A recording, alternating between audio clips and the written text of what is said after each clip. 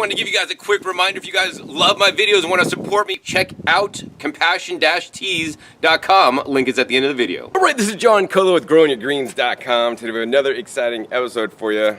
And today I'm here in Southern California, actually Orange County. It's a beautiful day, I swear. It's still January now. You're probably seeing this maybe February, I'm not sure when this will air. But it's currently January in Southern California, and it's 80 degrees. I'm like in a short sleeve shirt. Most of you guys are still freezing.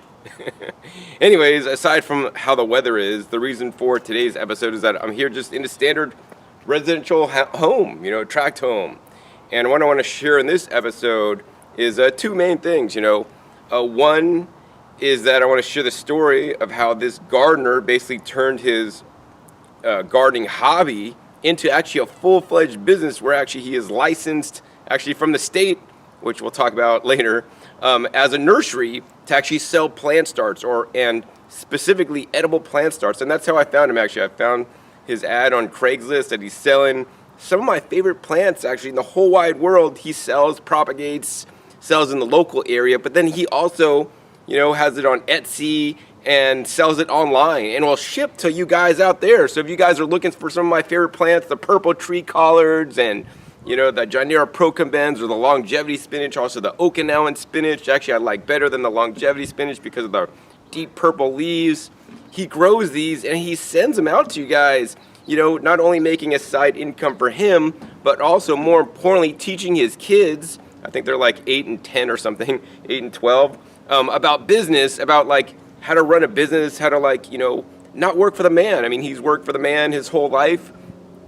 And he has a full-time job, but as a part-time thing, he wants to spread the plant diversity out to people and make a little bit of money on the side because he's going to be retiring soon, and he's going to probably get into this business in a bigger scale once he retires from his regular gig. And basically his gardening style. Well, we'll go back in the back and share with you guys how his gardening style got brought about. Anyways, this is his front yard, which doesn't really have anything edible, and I walked up and I'm like, whoa, this is odd, because most places I walk up to make a video where they're selling perennial vegetables and they usually have a food forest in their front yard, and there's like none of that. I'm like, wait, do I got the right house? Am I missing something? The challenge with that is if you got a wife, right, you got to do what the wife wants, right? The wife gave him reign of the backyard, but the front yard, it's got to stay how she wants it because she doesn't want any edibles. I like to encourage everybody to grow some edibles that don't look like edibles in your front yard if you don't want to look too weird like them hippies that are down the street that have all them fruit trees in the front, right? Grow some non-edibles. There's plenty of things to fill in some of the bald spots along the bottom, like some purple sweet potatoes. Purple sweet potato vine is amazing. You can plant some purple sweet potatoes or even other plants. And they're just going to grow and they're going to make a nice ground cover. You never know they're edible and they look amazing and they're beautiful. Then when you get hungry, just come out to the front yard and dig them up and you got an instant meal. Oh, and also you could eat the greens. Oh, and the extra bonus credit, if you could find this one, there's actually an edible sweet potato vine that's actually grown for the leaves, for edible leaves. And actually it doesn't really make roots. It just makes common roots. I found that once in Texas. I had cuttings and I lost it, so that'd be kind of fun to grow up the front. Anyways, not much to see in the front. Actually, let's go ahead into the backyard, show you guys more about this gardener and how he turned his hobby literally into a business, and also at the same time teaching his kids about making money. All right, so I'm just about to head into the backyard, but before I do, I want to let you guys know what you're going to see before you see it so that you're not shocked, right? Because I know there's a lot of shock sometimes. I mean, if you walk into my backyard, you see a full-on garden. It's just solid. All my raised beds this time of year are totally planted out, filled up. It looks lush. It looks like it's growing. It's great. That's because I work at home, right? I'm home all the time. I spend several hours, as long as the weather's nice, in my garden every day, doing this, doing that, pruning stuff, planting new stuff. I'm always there taking care of it. And unfortunately, not all of you guys have a work at home job where you could be home a lot and take care of your garden. Maybe you're retired, maybe you guys could do that, and that's great. But for the rest of you guys, which is probably most of you guys honestly watching, you guys have a real job and you're trying to fit in gardening time on the weekends, maybe a little bit if you come home after work and you don't feel tired and you want to do something, you might do a little bit of time there. And then, your garden reflects on, you and how much time you put into it. If you put a little bit of time into it, it's going to look all right. If you don't put any time into it, it looks going to look terrible. If you put a lot of time in it, it could look amazing, you know. And it's important to me that my garden always looks nice, not only because I make videos, because it's also more beautiful to me, and I don't do it just because of videos, because I don't like seeing when I got yellow leaves on my tree collars, you know, I got to pick them off and they got to go in the compost because they're going to do more good in the compost, breaking down, turning into more soil, than me looking at them and be like, oh, I'm not doing good because my plants got yellow leaves. Well, that's because it's, you know, winter time and they're getting old and it's a bit cold and whatnot. Anyways, so I wanted to give you guys a heads up. You know, this guy has a full-time job. He travels a lot for work, so he's not here. And so what he tried to do is he tried to build some raised beds and put in pumpkins and squash and just all the normal things, like the annual crops that most people grow, that most people, you go down to the nursery and you buy annual crops to plant out. You grow them for a season. When the season's done, poof, they're gone. And then guess what? You got to pull up the dead stuff and you got to replant the new stuff for the next season. He doesn't have the time to do all that stuff. So he found, actually he's been watching me now for 7 years. He found some of my videos where I talk about perennial vegetables, and he saw specifically the one about the purple tree collard, which is my favorite plant to grow in my whole garden. He started growing that, and that's when I got him to catch the perennial vegetable bug. Oh my God, I want you guys to catch the perennial vegetable bug. Perennial vegetables are the most amazing vegetables, and I will say that they work better or worse in some locations. So zone 9, you're good with perennial vegetables, right? I mean, when I visited a lady's house in Utah, in Salt Lake City area, that had also perennial vegetables. Well, she has mostly perennial fruit trees in her front yard that just keeps coming back every year. But in general, perennial vegetable, you plant it once and it just keeps living multiple years. It'll just keep living and living. It might even outlive you, right? And you don't have to do anything. You have to like tend to it. You don't have to harvest it. They're pretty much hardy. You don't have to take care of it. And then you're basically going to have food. So even if you're gone, as long as your stuff's on an irrigation system, getting water, you could be gone for 2 weeks. You come back, it's still growing. You know, you don't have to do much to them.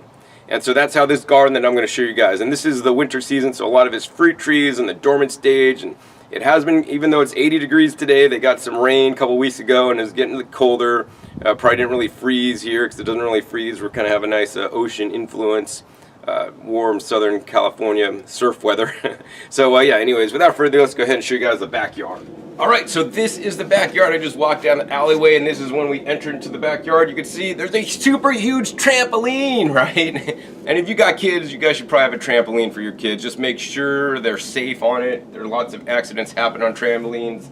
Anyways, they got the netting up and I'm sure the kids have tons of fun on this. And you know, I always want to let you guys know there's always a way, even if you don't have a lot of space because you got kids and you got a trampoline, or whether you got a small yard, like a lot of new homes these days have small yards and 2-story homes, you have a lot of square footage. You know, there's always a way to grow some food, and I want you guys to think carefully, especially if you don't have a lot of room to grow, whether that's because of big trampolines or because of other reasons, is to grow the most valuable crops to you. The most valuable crops to you may not be the most valuable ones to me, right? Maybe you love mangoes. He actually has a Nam Doc Mai mango, and those of you guys that know mangoes will know Nam Doc Mai. They're one of my favorite mangoes in the entire world. They taste like you're eating perfume. I'm not joking. The mangoes in the store that we get here, even in Southern California, unless they're the local grown mangoes, which are usually the Keats, they taste horrible compared to a Nam Doc Mai. And you guys in Florida are lucky to have those guys. But you know, that could be important to him because he wants to have those good mangoes that he got as a kid, or that he loves the flavor of. You know, you might want to grow annual vegetables because you love eating your lettuce, your homegrown lettuce. Nothing tastes better. That's like your favorite food in the entire world. Grow your favorite thing.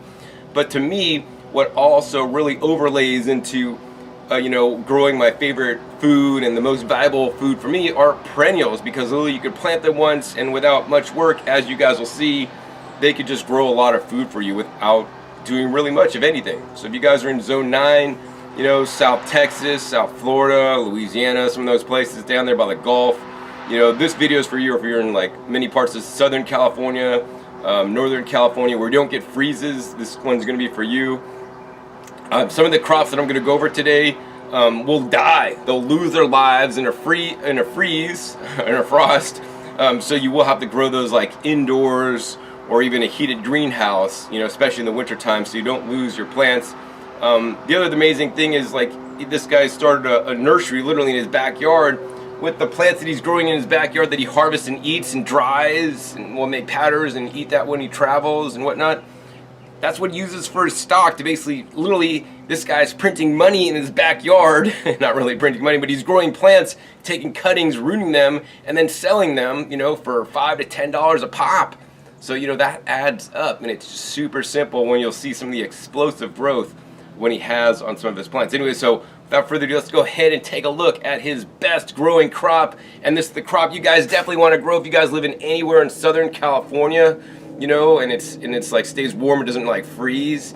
And this plant you could handle down to like 33 degrees, 32. You need to protect it and cover it, but 33 it's fine. And even through the winter time here, it is amazing. So let me go ahead and show you guys that plant next. All right, so now I want to show you guys actually the one amazing plant that you guys should definitely grow in Southern California. That's a perennial. It'll grow year round. If you guys are lucky enough to live in Hawaii or South Florida, you know, you should definitely be having this plant. And it's right behind me. You guys can see, I mean, basically the whole screen for the most part is just all this green plant. And then maybe you see a tree here, a tree over there. He's got a loquat and he's got an apricot or whatever. And he's got random fruit trees around. But the main plant is right here, and actually this is, he told me this, he says, John, that's 2 plants I planted. 2 plants basically took over this whole area, right? This plant is called Gynera procumbens, also called longevity spinach, right? And that's because if you eat it, you're gonna live a long, healthy life, and hopefully you're gonna eat this and also exclude other things that you would normally be eating, like processed foods, junk foods, and animal foods in excess. Right, this is, I think, believed to be called the cholesterol-lowering plant. That being said, I wouldn't eat this just for lowering my cholesterol. I would not include foods that contain cholesterol to help lower my cholesterol. You know, my opinion is that I like to, you know, try to eat the healthiest foods on the plant that have a lot of healing properties, and this is definitely one of them. And look at this, 2 plants. I don't know how long this has been planted here, but this is creeping out over into this nice rocked-in area that I'm standing on, and is just taking over.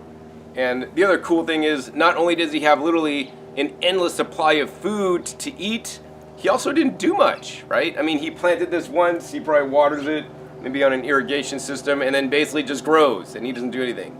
And so he has food to eat, but more importantly, number 2, he's printing his own money, because here's the thing, right? Each one of these growths, basically, stems, he could just come to it, and basically snap this guy off, right? He snaps this off, and as you guys will see the process in a little bit, he basically just grows this little snapped off piece into a whole new plant with roots. He sells it in a pot, and then he sells them between for $5 and $10, depending on the plant and all this kind of stuff, right? He also could just send these guys out, just the cuttings out to people fresh, and the people could root them themselves, and actually that even it sells for less money. And all he has to do is literally come to his backyard, snap these off, put them in an envelope, and pay the post office, which recently raised their rates, to ship these people. And literally, like, you know, people are trading money for this, which I think this, personally, the Gynera procumbens, is more valuable than money, right? And I'm going to eat it. Well, I'm eating the profits. So, but here's the amazing thing, like a lot of the perennial vegetables and even some of the fruit trees, you know, you can take cuttings from, you can let them go to seed, you can harvest their seeds and sell their seeds. There's so many different ways you guys could actually turn your hobby of gardening into a business. Whether you want to do it like a full-fledged business like he's here, where actually he got licensed with a business license and licensed by the state as a nursery, which also means other regulations come into play where he has to answer to the Department of Agriculture with, you know, making sure his citrus, he can't sell citrus because that's quarantined, and they have to do all these inspections and tests on stuff, which is actually a lot of red tape. So, you know, if you're not going to be big, you know, might not be good to, you know, if you're just doing something on the side, sell a few plants here and there, you know, I probably would just do it. You know, there's plenty of people selling plants on the side on Craigslist. But yeah, you could definitely make an extra income by offering some of the plants that you guys are growing right now. I know you guys, a lot of you guys that watch me a lot, are growing some of these plants, and it's really easy to propagate these, as you guys will see in just a little bit, so stay tuned. Anyways, I want to cover some more of the plants that actually he really loves, and I love, that he usually propagates through his methods that he's using here. So the next plant I want to share with you guys is actually one that could handle the frost. So maybe down to like zone 8, maybe zone 7, depends how cold it gets. I mean, because this is actually in the cruciferous family of plants, and unlike standard cruciferous family of plants, which are known as annuals. That means you could grow them for maybe like a season, whether that's 6 months or a year. Then the plant basically goes into its reproductive cycle, will produce flowers, set seeds, and then basically be at the end of its life. And then you have to start over again, right? Plant the seeds.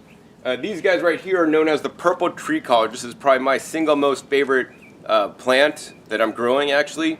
And these are the special ones. These are purple ones. So purple ones are known to be like in the Northern California Bay Area.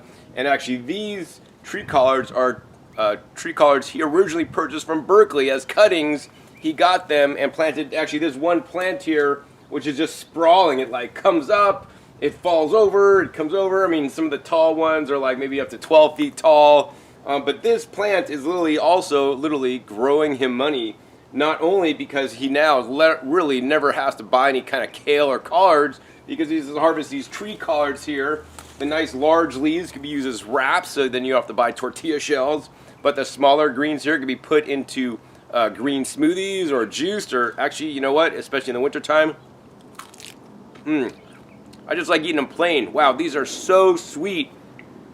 As I said, these can handle the cold weather. Mine this year got down to 26, and I'm sure it could go even a bit colder than that. And aside from producing just the leaves that you will eat, you could basically just take a cutting. So you could take the tip cutting like on the Gynera, just like break it off right here. He has a lot of like offshooting from the main branch that he could basically just clip off and then root these. He's been experimenting with just like little small cuttings, like not even that large, that will then grow roots, and then he'll be able to sell the plants. And, this is important for a few reasons. Number one, for the money. Yes, people like to do things for money. But number two, more importantly for me, is spreading that genetic diversity of the tree collards out to other people. If you're in Southern California also, tree collards are a no-brainer. You guys should definitely be growing the tree collards, because it's a year-round food source that you guys could have that is so easy. These guys might get aphids once in a while if your soil practices aren't good and you're not taking care of it and watching after your plants. But for the most part, these plants are like pretty tolerant of a lot of conditions. These are the plants that have been growing even though he travels around a lot. So the next perennial vegetable that Jason grows here is this guy right here. This is known as the Okinawan spinach, also known as Gynera bicolor. So this one's related to the longevity spinach, but a little bit different.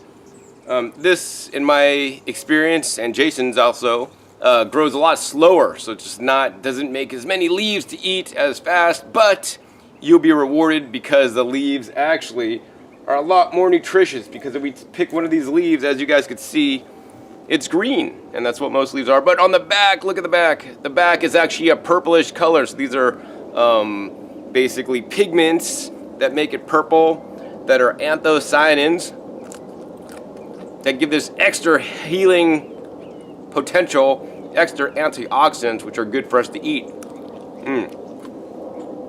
It's quite good. And the Gynera procamens generally will do well in the full sun, the longevity spinach, but this guy I found pretty much likes it in the shade, and consequently, I think Jason's found this out too, because it's actually underneath one of these trees here, that provides it some shade. But this guy actually looks quite healthy. And once again, this plant, literally, he just takes cuttings off of it and literally sticks them in dirt, and then they grow more. And these are probably the three main plants that he's focusing on, like propagating in a big way by cuttings and selling cuttings and actually whole plants with roots on them already. If you guys are buying these, I would encourage you guys to get them already pre-rooted, because you'll have a lot higher probability success of succeeding with them. Once they're rooted, they're pretty much established plants. But if you guys are getting a cutting, your job then is to get the cutting with no roots, to get them to have roots, which then can be more difficult, although you will save more money by buying them as cuttings. And these are the three plants that I want you guys to grow. Once again, this one doesn't like the frost either. I don't have direct experiences with this. Actually, I still have some growing, but it grows in my greenhouse year-round. I don't ever take it out. It doesn't like the full sun of Las Vegas by any means, but in the greenhouse it's shaded, gets some nice light. It does fine, but slow growing. Now, aside from that, he also has many other basically perennial style crops that basically he plants once and they grow year-round. So I want to cover some of those. Some of these actually he will sell seeds, and some of which he doesn't actually. Anyways, and maybe some of them he will start selling seeds. So let's go ahead and share with you guys some of the other perennial plants that he's growing in his yard that you might also want to grow if you're in a similar climate. So we are here in Southern California. So if you're anywhere in Southern California, or even like South Florida, maybe even South Texas, you guys could get away with growing some of these plants. All right, so now the next plant is a plant it's a perennial plant you guys could grow basically wherever you live, even if it freezes and you're in Wisconsin or Michigan. This is one I definitely want you guys to grow. This is actually known as the French sorrel. So the French sorrel, as you guys can see in Southern California when it's 80 degrees and it's been probably in the 60s, 70s in the winter time, it's doing amazing.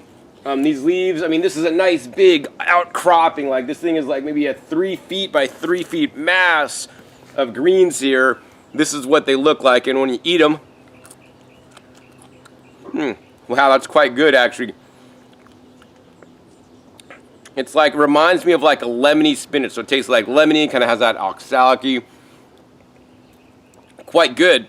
And this guy will grow year-round here, but in other places, right, it will go dormant in the winter, but the roots will stay alive, so come spring, right when it warms up, this will be the first thing that's coming out of the ground, so you will have the freshest greens to eat in the springtime. That's why I like it so much. Plus, it's also really nutritious. So, of course, mint. Yes, another perennial, depending on where you live. I mean, in general, the roots will stay alive year-round, but the top growth may not if you live somewhere where it gets too cold. But mint is an amazing plant. It's a highly beneficial plant. Can flavor things really nice, but also quite nutritious for us because of all the essential oils in the mint. And also for him, I mean, once again, mint for him is like printing money, because literally you could take, dig up some of the roots off the mint and replant them. You could probably just dig up little pieces right here with roots on them, plant them, and then grow them out, to sell people mint plants. And yeah, you might think it's kind of crazy if you've grown mint once, you have so much mint you can't even know what to do with. But a lot of people still don't have mint, so they could buy their mint and he could root them and he could sell them the plants. And this is basically his mother stock. So he has all these mothers that he'll basically take cuttings off of and, sell their babies. Is that like prostitution? So the next plant I want you guys to grow, if you guys live in Southern California or maybe like South Florida or like Hawaii, other than that, this tree may not live that well or that long because it doesn't like the frosts. This one is actually known as the pigeon pea.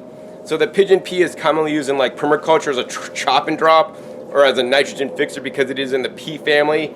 It'll basically fix nitrogen in the root and literally make your soil more fertile. So this is often planted like next to, fruit trees when they're young because these guys grow really fast to shade them out but also provide nutrients to the adjacent trees.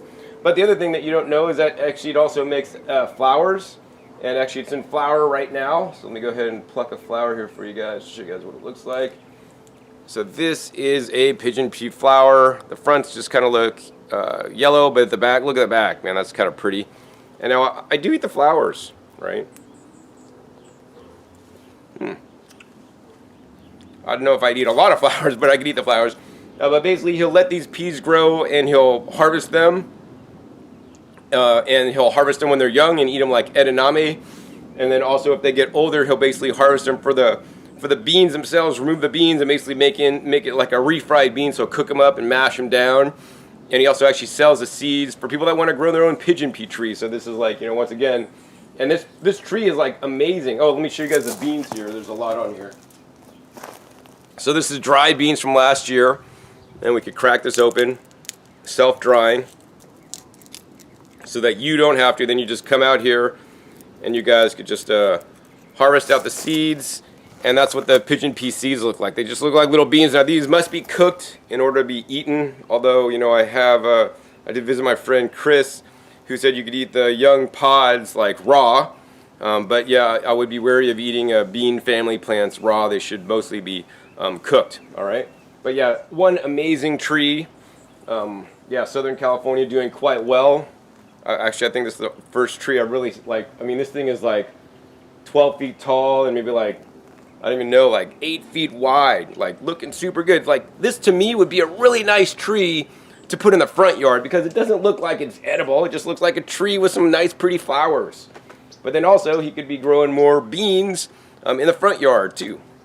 Alright, so the next plant I want you guys to grow, if you guys live in like a Southern California area where you don't get any true freezes, like I'm able to grow this year-round in my unheated greenhouse. But if you live somewhere where it's freezing, this guy is not going to make it. Now this is related to the tomato, so this, you could think of this as like a perennial tomato, in quotes, because the fruits are like tomatoes, but they're totally not. I love this fruit. It's so amazing. This is known as the Cape gooseberry, also poha berry, also golden berry.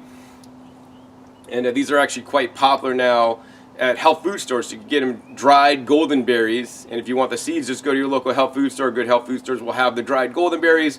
Get the dried golden berries. You can eat them dried. They taste amazing.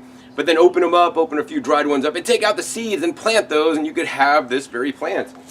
You can grow this as an annual in climates that frost, and in climates that don't frost. You'll be blessed, like he is here, to basically have a 4 foot by 8 foot raised bed. You guys can see this is his raised bed. This is where he used to do his annuals, but then he planted this once, and then he got busy, and it just grew and basically took over the whole thing. So it has like a goldenberry and a mulberry in here, maybe a few other plants, but basically he has just one huge bush, which will provide him, maybe not quite year-round, but most of the year, some fruit. So it actually goes into this flower. The flower kind of looks like, like a little bit like tomato flowers, but a little bit different. And then they once they get pollinated, they turn into little berries. So this is kind of like Chinese lantern. Basically, there's a husk around it, or a tomatillo. And one of the things that Gardner talked to me about is that gardening teaches patience. And unfortunately, in our lives, how we're living today in this modern age of 2019 AD, we don't have a life of patience. We live in an environment of instant gratification, and we want things now. If you're hungry, you go to a fast food joint, you order your food, and they give it to you right then and there. You don't have to wait. And I think a lesson that could be taught to kids and adults alike is patience, right? We need to have patience with other people, and more importantly, especially with our plants. As soon as one of these poha berries come out and you see it and it like makes a nice little lantern, you're like, okay, I got one, man, I'm gonna eat it. And you open it up and you see like there's a little green berry inside there, and then you eat it and you're like, oh God. I mean, I'm not joking, that really tasted bad. Then you eat it, you're like, man, that thing is terrible. Well, that's because you just picked it and it wasn't done growing, it wasn't done ripening, right? So then you gotta let them to ripen, and you're only gonna know if they're ripe or if they taste good if you grow the plant and you harvest it at different stages, and you could see. And if you listen to my videos, I try to show you guys my experiences, and hopefully you listen to them, and if you don't, hey, that's your problem. The best way to harvest your poha berries is to actually not harvest them at all, is to let them drop onto the ground. When the fruits are ripe on this plant, and with many but not all plants, it'll drop the fruit. So luckily, as luck would have it, there's one here on the ground. And if we open this guy up, so number one, this guy looks dried. And number two, I'm going to open this on the camera for you guys. When we open it up, look at that. Oh my God. Look at that thing. So this one, there's some defect on this side. Maybe some bugs got in there. But look at that. That's the color. It should be not green. It should be like nice, bright orange, man. And now we're going to eat this on camera. Oh my God. That's one of the best golden berries I've ever had, seriously.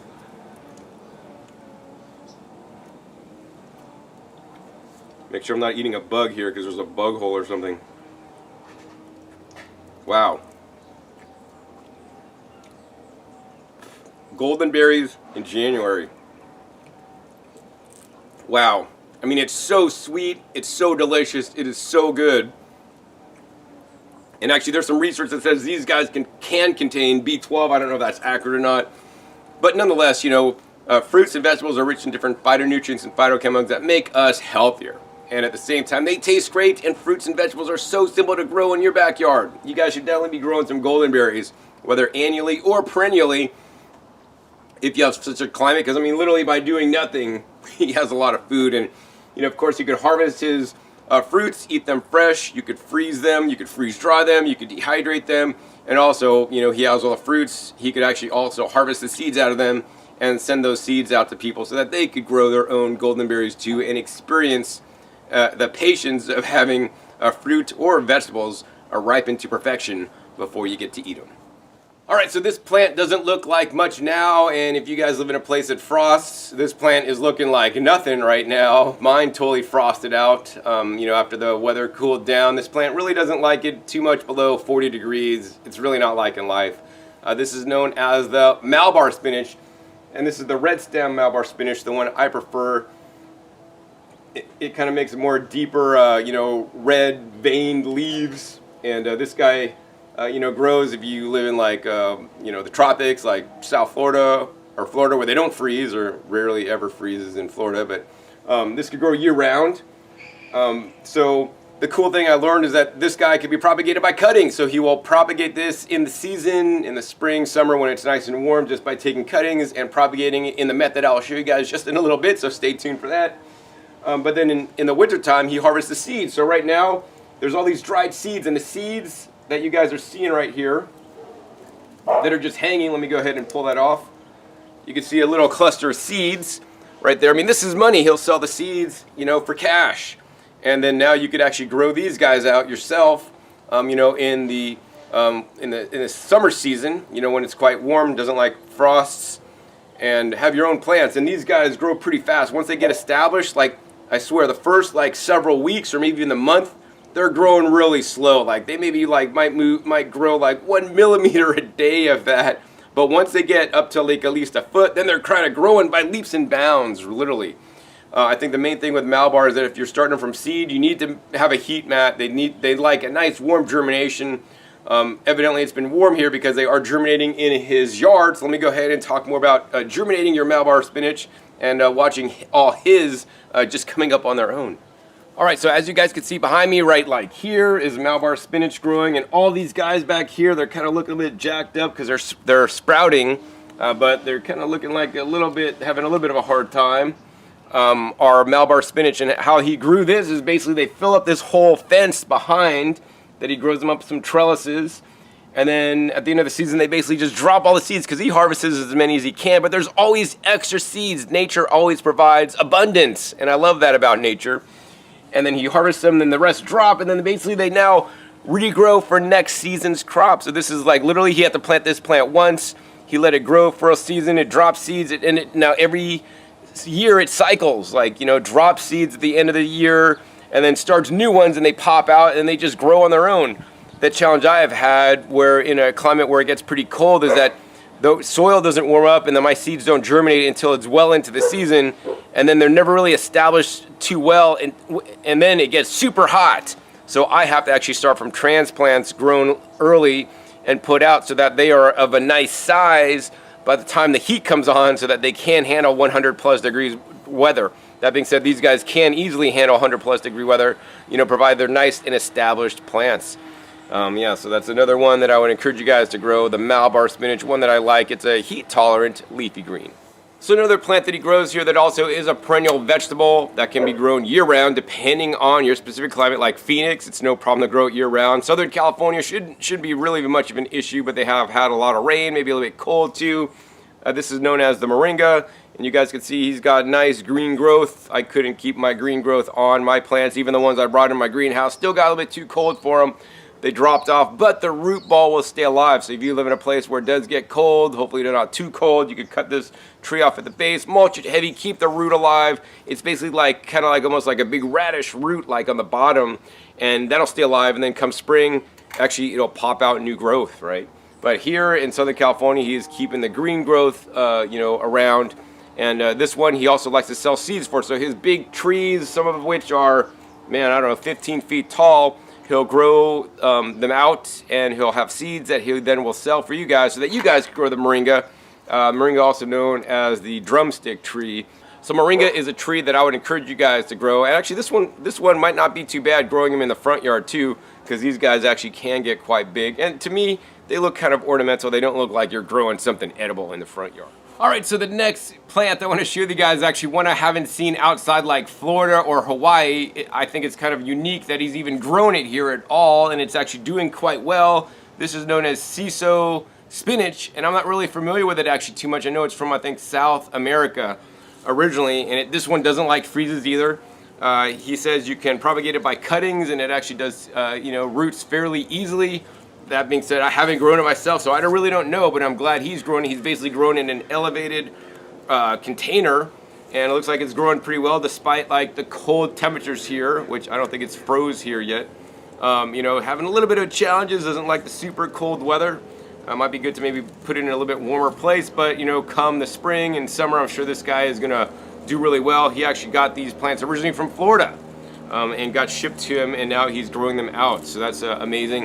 And the other thing I wanted to show you guys in this, so this is like extra credit if you guys are like super plant nerd geeks and you want to take a chance on something.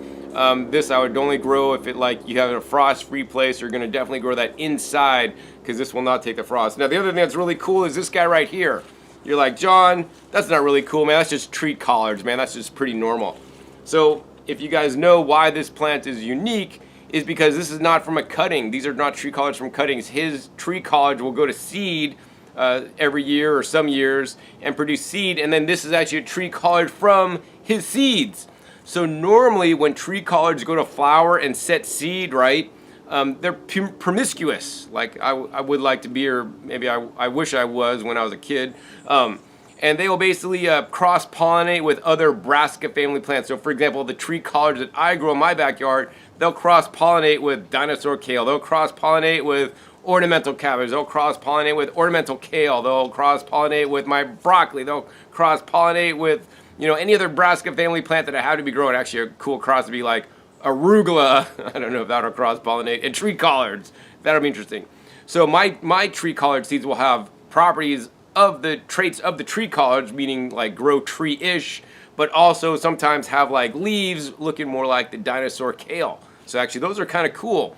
But the unique thing about Jason here is that because he basically grows perennials and he doesn't have time for annuals and he's working too much, he doesn't grow any other kales here. He only grows the tree collards. So basically the seeds that he's producing, unless one of his neighbors in a local area has some kind of other cruciferous vegetable growing, he has his tree collards are true to seed because they're only mating with other purple tree collards. And as evidenced by looking at this tree collard that's from seed, it looks exactly like a tree collard for me. So I don't do DNA testing, but if I did, I'd put definitely money on that this was like 99%, just like the other one, because it's not getting cross-pollinated. So that's actually quite cool that he's the only guy that I know of that has like true to seed tree collards.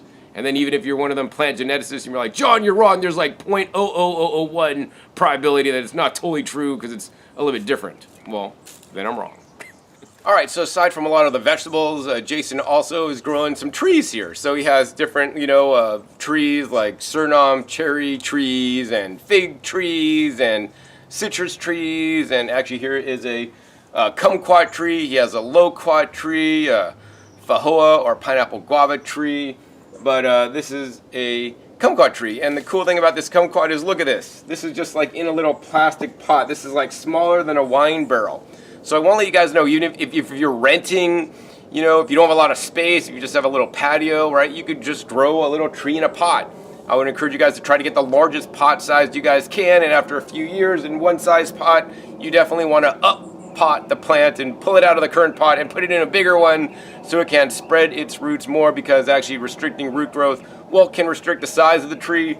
It could also hurt the production, in the long run. If you do want to end up moving one day and then plant it actually in the ground, it's not going to be good if it's like totally root bound. But yes, even in a small space, you guys can see that a tree can actually be quite productive. All right, so another really cool thing that Jason's doing here is that along this fence line here, he's basically growing up his fence. So this is just a wood fence that he basically put some baling wire on and some little eye bolts to basically create a structure so that this plant could grow up the fence. And actually what he's growing here is the passion fruits. So he has one passion fruit in the front and some passion fruit here, and he looks like he's going to be growing it a lot along the fence, and this fence line could get totally filled with green. So I think, a green fence would look a lot better than just a wood picket fence or whatever.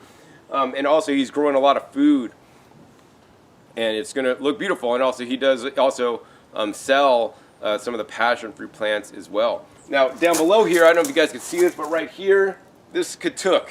So katuk, another perennial vegetable that in Southern California, I haven't really ever seen it do like super good. Maybe in the spring and maybe fall when it's like kind of rainy season, a little bit warm, not super cold, and a little bit humid. I'm not exactly sure katuk really likes when it's like not super humid personally. But my research is out. But in Hawaii it grows beautifully, and likewise South Florida grows beautifully. But they have nice weather and humidity. Sometimes in California may get dry depending on where you are. But yeah, this katuk here is definitely not like in the winter. It looks like it's still alive, but it definitely has dropped all its leaves. And for me personally, I was growing it outside in the fall, and it did great. And then once it started getting too cold, like under 60, I brought him inside. So my katuk is currently in my bathroom. So hopefully I don't get raided by the police for growing katuk in my bathroom with LED lights that people normally use for growing cannabis. Okay, so I want to stop here and talk about two things real quick. Number one is, growing in pots. So you could grow in containers. I mean, this is literally a half of a plastic barrel that has been cut in half, filled half with dirt, pop some holes in the bottom, and now you could have an instant pot garden. I mean, I could literally pick this up and carry it away, and actually then I would have my own nice Gynera procumbens that's nice, well-rooted in here. This could be actually another mother plant for him, so even if you don't own space, you could grow these plants in containers. You could take cuttings off this and still propagate more, and there's a lot of offshoots happening. This actually looks like one of his healthiest plants here on the property. So yeah, container gardening, super easy. You could even start a nursery if you're renting, and that'd be a really cool episode to make. The other thing I want to talk about while I'm sitting here is his fertility practices. So he uses organic fertility practices here. He grows using, organic methods. He doesn't use chemicals and all this kind of stuff here. And even over that, Jason's a surfer, and he makes use of the resources of the ocean, right? Because he loves riding the waves, and he loves some of the ocean nutrients that can have a positive effect in the garden.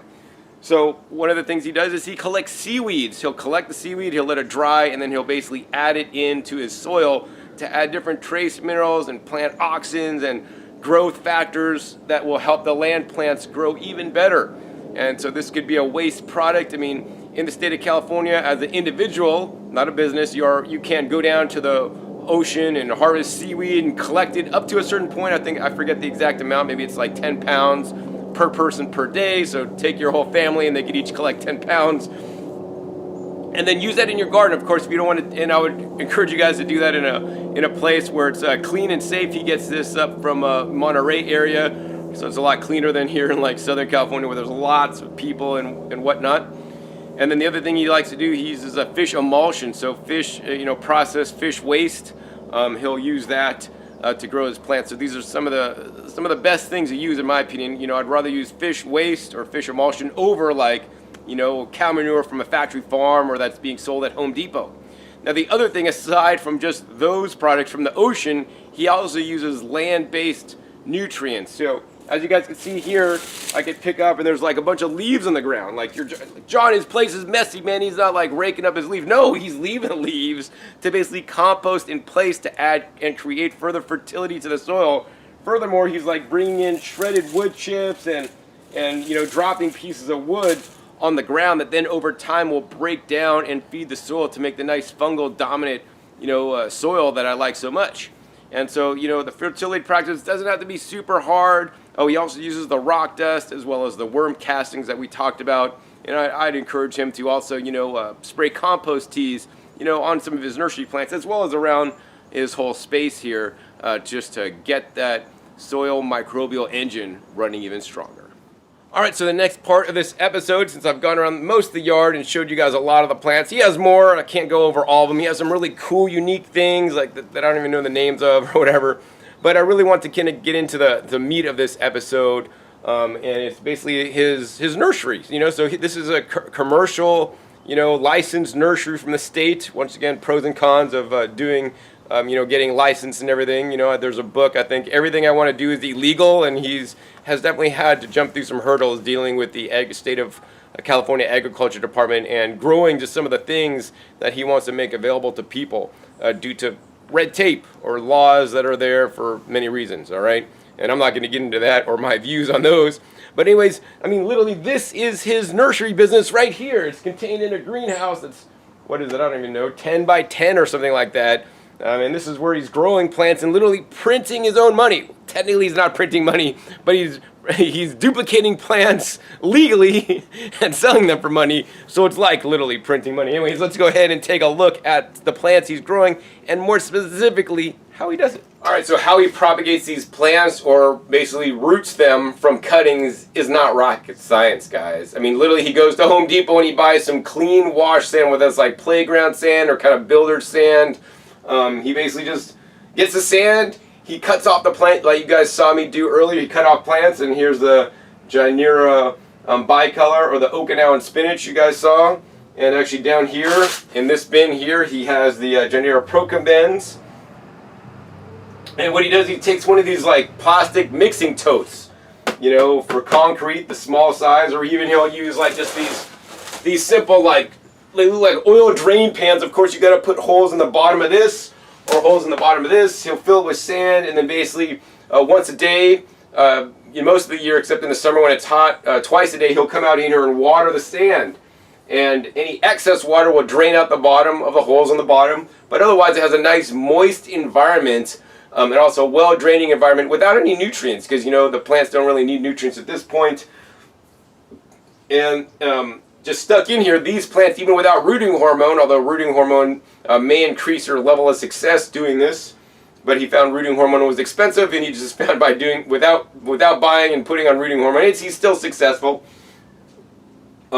These guys will basically root. The Gynera procumbens or Gynera bicolor, he says, takes maybe 2 to 3 weeks of nice roots until they're moved up to the next stage. And how he'll check is he'll just gently tug and see if there's any resistance to know if there's if that did strike or root, and he has a very high probability of them getting to root. And in this bin here, these are actually all the tree collard cuttings that he's done, and some of these are really thin cuttings, and not even that tall. I would estimate this to be like maybe 3, maybe 4 inches max on some of these guys, and some of these guys maybe even 2 inches tall. And as you guys can see, they're growing the leaves out.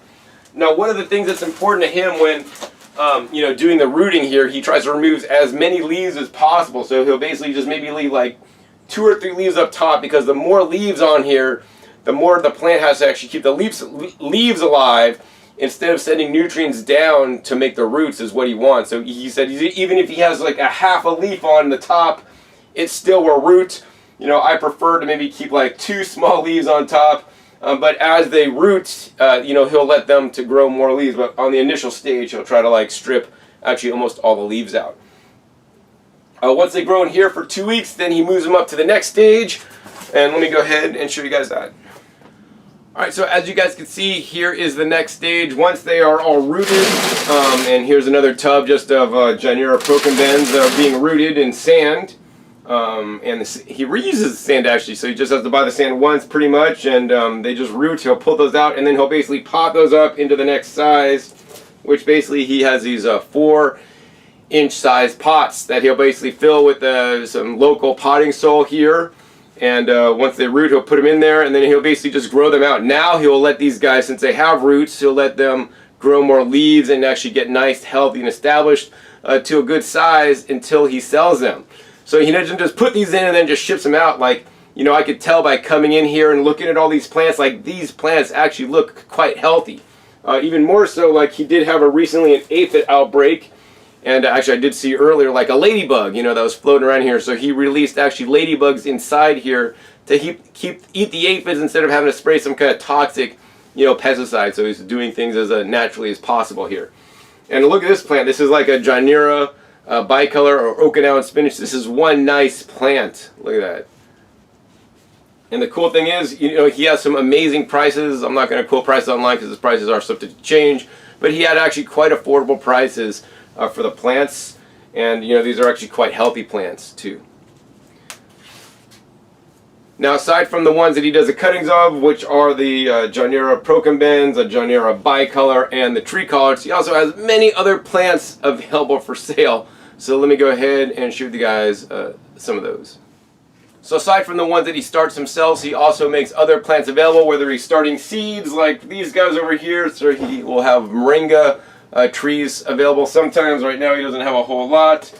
He'll have the ashwagandha that he starts from seeds sometimes. He'll have things like this, which is the passion fruit vine that he's grown. He's grown also some mulberries and also some kind of like kiwis, and have those available. So he has, oh, and then he has actually 2 more greenhouses outside, and he had like baby bananas out front and some other plants.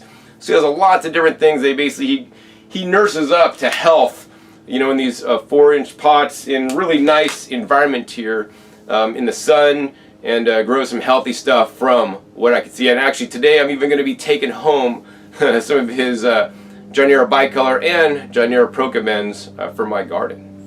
Alright, so my time has come to an end here at Jason's plant nursery. As you guys can see, I'm taking a bunch of plants home myself. We got 3 of the Gynera procamens that he started and grew from cuttings himself here. These are nice healthy plants that I will now be growing in my garden because I lost a lot of my plants. Hopefully they might come back because of the frost, but I'll protect these guys and only plant them out after frost has passed.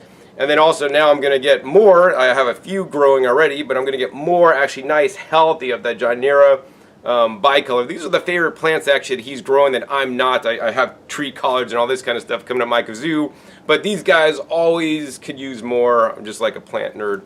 The other thing I want to mention is that actually Jason has a really nice food forest package. So he'll have plants or cuttings with seeds of some of the best plants that perform well for him in his Southern California climate. And if you guys live in a similar climate, then I would recommend his food forest package to get started on some of these really valuable crops you guys could grow yourself. And of course, no matter where you live, you guys should definitely get those purple tree collards, as well as these guys, the Gynera procamens and the Gynera bicolor. I mean, I would actually favor more the Gynera bicolor just because of the purple leaves, but these guys grow a lot slower. These are better in a shady spot, but these guys are better in a sunnier spot. And if you want one that's more productive, you got to get the Gynera procamens or the longevity spinach. They grow a lot faster. We're going to provide you a lot more food than these guys that tend to grow a lot slower. But I'm getting them both, all right? So I will put a link down below to Jason's Etsy store. You guys could see all the different plants and seeds and everything he has available, so you guys could support him and his business,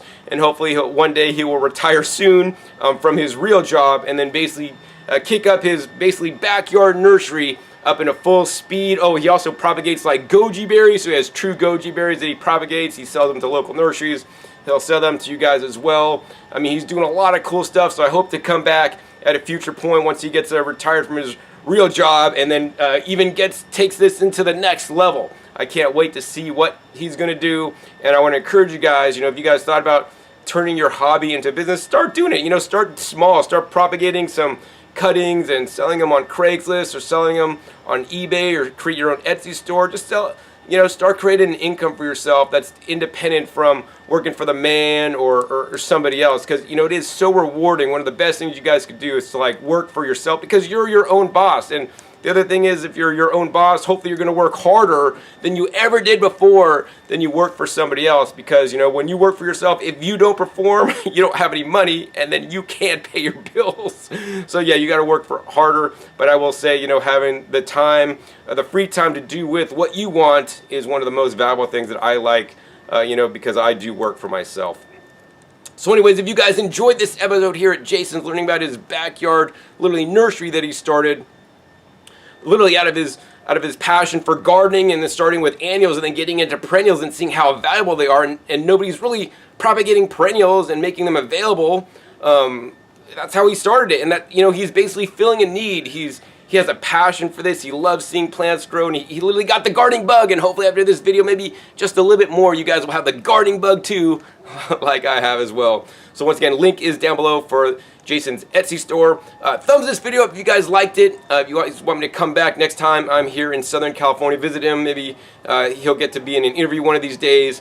Also, be sure to click that subscribe button right down below so you don't miss out on my upcoming episodes, and make sure you click the little bell so you get notified of my new videos that I have coming out about every 3 to 4 days. You never know where I'll show up or what be you learning on my YouTube channel. And finally, be sure to check my past episodes. My past episodes are a wealth of knowledge. Over 1,400 episodes at this time, teach you guys all aspects of growing your own food at home. So with that, my name is John Kohler with growingyourgreens.com. We'll see you next time, and until then, remember, keep on growing.